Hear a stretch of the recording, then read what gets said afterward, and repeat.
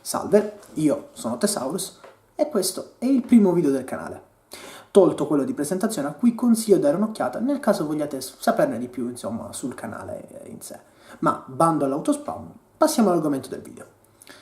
Gli pterosauri prima e il mosasauro poi fanno parte del concept originale di Jurassic Park? Se no, se sono stati aggiunti successivamente solo per fare brodo, perché proprio loro e non altre creature preistoriche con una fanbase anche piuttosto importante, come per esempio il titanoboa? Avete veramente stancato con il titanoboa. Basta.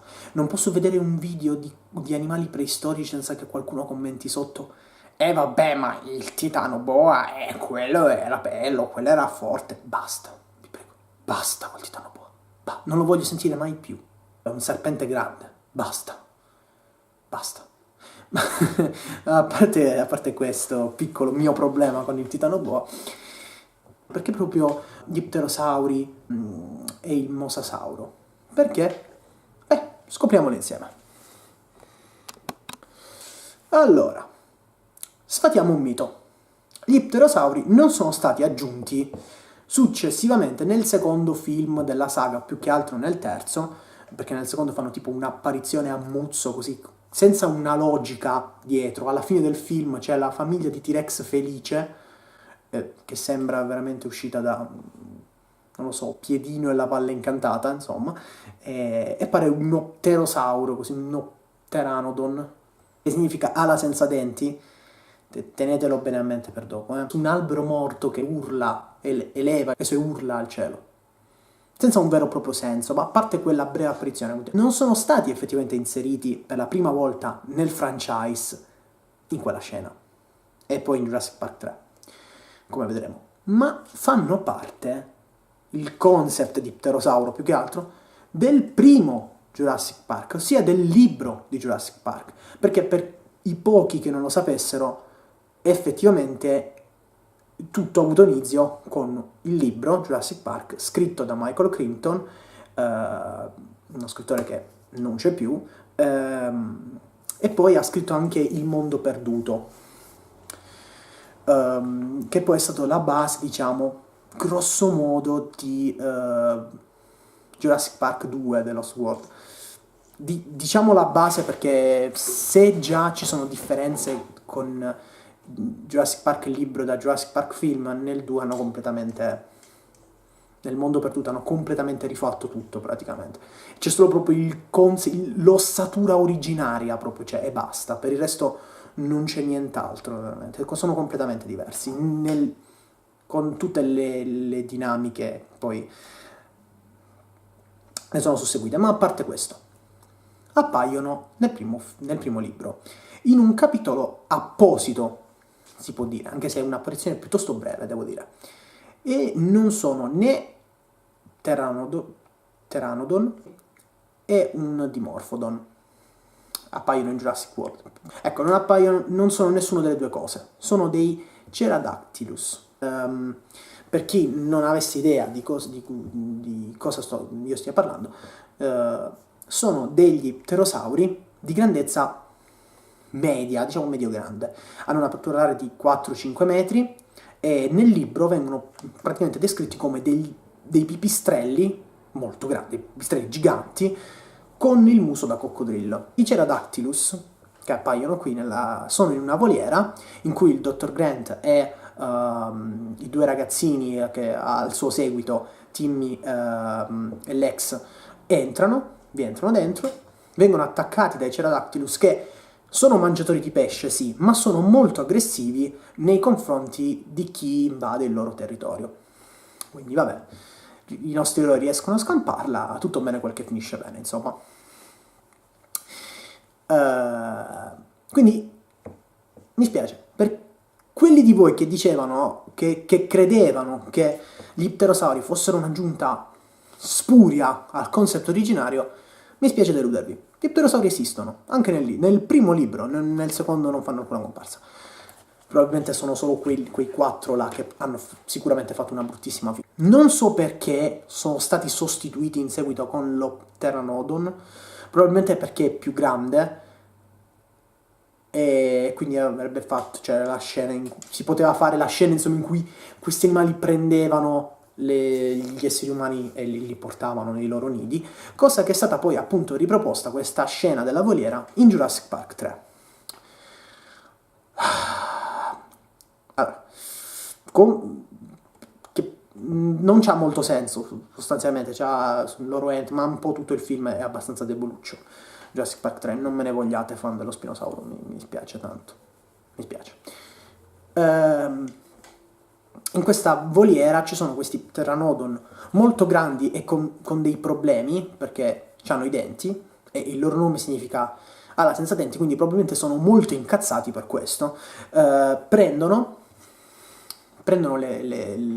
diciamo, i nostri protagonisti, che mi spiace ma io mi ricordo solo il nome di Grant lì in mezzo, perché veramente tutti quei personaggi lì li ho rimossi dalla mia testa, cioè veramente non me ne piaceva neanche uno, a parte il ragazzo mi stava poco simpatico, però mi pare si chiamasse Billy, non lo so, la butto lì. Sostanzialmente gli pteranodon, contrariamente a quello che dovrebbero fare, in teoria prendono e vogliono mangiarseli, vogliono dare in pasto gli umani ai loro piccoli. Quindi viene riproposta un po' la scena della voliera che c'era nel libro, molto male, fatta con altre specie di pterosauri, non ho ben capito perché potevano riproporre semplicemente la scena del libro fatta con gli pterosauri del libro, volevano fare la cosa figa degli pterosauri che alzano le persone da terra, perché lo Pteranodon dovrebbe avere un'apertura d'area sui 7-9 metri, contrariamente ai 4-5 del Pterodactylus, quindi volevano fare una scena un po' più figa da vedere, probabilmente, quindi, vabbè. Quindi, pterosauri non sono dinosauri, attenzione, come non lo sono i vari rettili marini. E a proposito di questo, vorrei dire che uscirà a breve un video nel quale farò una rassegna di tutti i rettili marini. Non lo so, entro questa settimana cercherò di farlo uscire. Autospam a parte, molti detrattori appunto degli pterosauri nei film di Jurassic Park hanno fatto notare che vabbè, ma non sono dinosauri. Sì, vero. Sono però strettamente imparentati con i dinosauri, fanno parte degli arcosauri, come fanno parte anche i coccodrilli.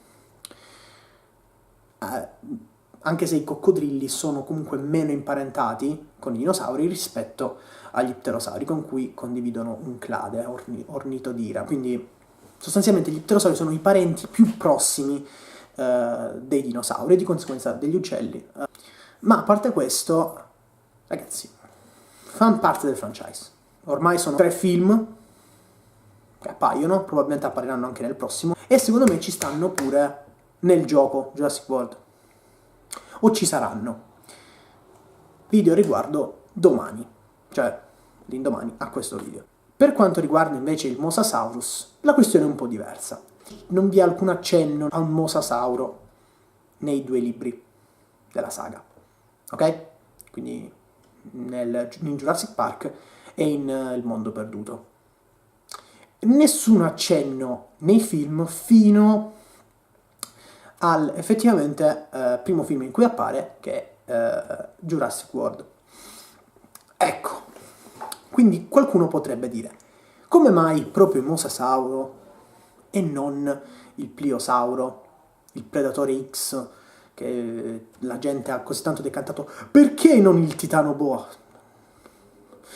Perché non un plesiosaurus, una specie di ittiosauro? Allora, serviva innanzitutto qualcosa per svecchiare, ok?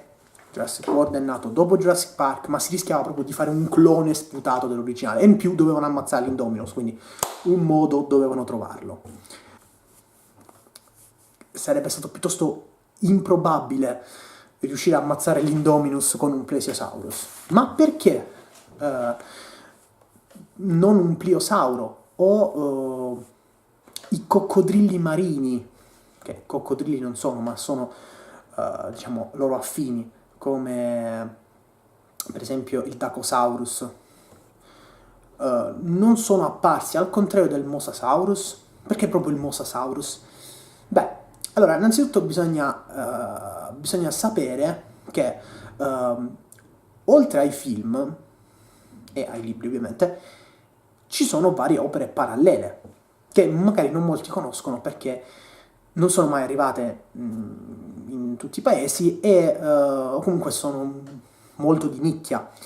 A tal proposito vi consiglio il canale di Clayton Fioriti, è veramente il massimo. Cercate qualcosa, robe underground di Jurassic Park, andate sul suo canale, ve lo metto in descrizione, è veramente fantastico. Stavo dicendo, il Mosasaurus o alcune, anche un'altra specie di mosasauridi, insomma di mosasauride, appare nel franchise in varie opere parallele.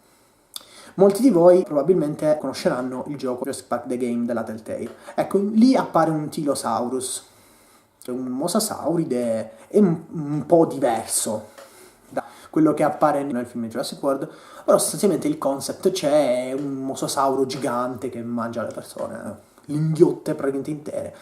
Quindi è quello, e da lì possiamo capire che già c'è l'idea. Ma quest'idea del mosasauro viene da molto prima, infatti da un'idea della serie animata di Jurassic Park. Sì, doveva esserci una serie animata di Jurassic Park. Ecco, in questa serie animata doveva apparire appunto un mosasauro. Poi nei vari fumetti di Jurassic Park, perché sì, ci sono pure i fumetti di Jurassic Park. Quelli li potete comprare su Amazon, io li ho comprati in versione ebook, quindi la maggior parte li potete recuperare, diciamo, in questo modo. Ecco, e lì appare il mosasauro, anche in diversi fumetti, mi pare. In una storia addirittura il mosasauro si mangia un giganotosauro, cioè lo ammazza e probabilmente se lo mangerà. Quanta ironia il fatto che un mosasauro si mangi un giganotosauro e poi il mosasauro si mangerà l'Indominus, che ha parte, dentro di sé parte del giganotosauro, diciamo, essendo fatto con i suoi geni. Quanta ironia, eh? Era proprio destino per l'Indominus. Quei geni sono correlati a quella morte orribile, probabilmente. C'è quella maledizione proprio ereditaria, insomma. Quindi, sì, sostanzialmente, ecco perché il mosasauro. Tra tutti gli rettili marini possibili e immaginabili. Perché all'uscita dopo Jurassic Park 3 si parlava effettivamente di un seguito che, grazie a Dio, non è stato mai fatto.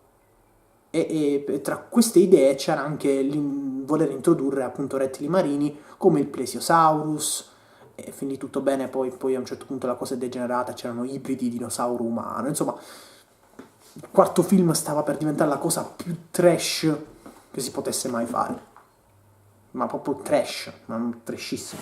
Grazie a Dio non si è fatto, però c'erano i rumors appunto della volontà di introdurre appunto rettili marini.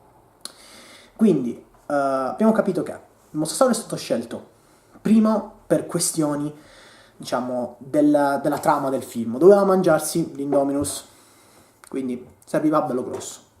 Serviva un predatore, quindi non serviva un Plesiosaurus o un Plesiosauride in generale, perché non ci avrebbe avuto senso, non si poteva fare quella scena. Sostanzialmente è per quello che è stato scelto.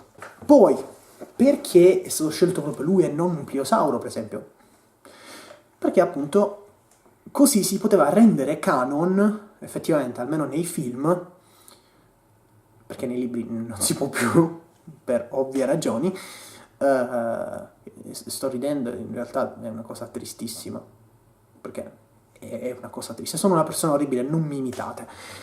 Quindi si è scelto il mosasauro, perché appunto è apparso altre volte nel franchise, e lo si voleva rendere canon.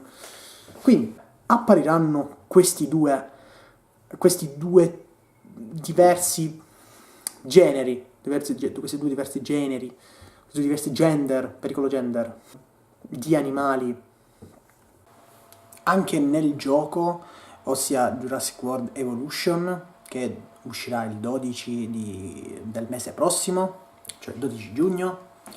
Secondo me sì, ho delle teorie al riguardo e niente, mi tocca fare il video prima che magari ci pensi qualcun altro, anche perché vedo che sono opinioni che circolano, insomma, ma giustamente con così tante persone che seguono questo gioco è normalissimo che magari qualcuno abbia la stessa idea. Quindi, specialmente se non è un'idea super fantascientifica, ma è una cosa abbastanza plausibile, normalissima. Ci si vede quindi domani.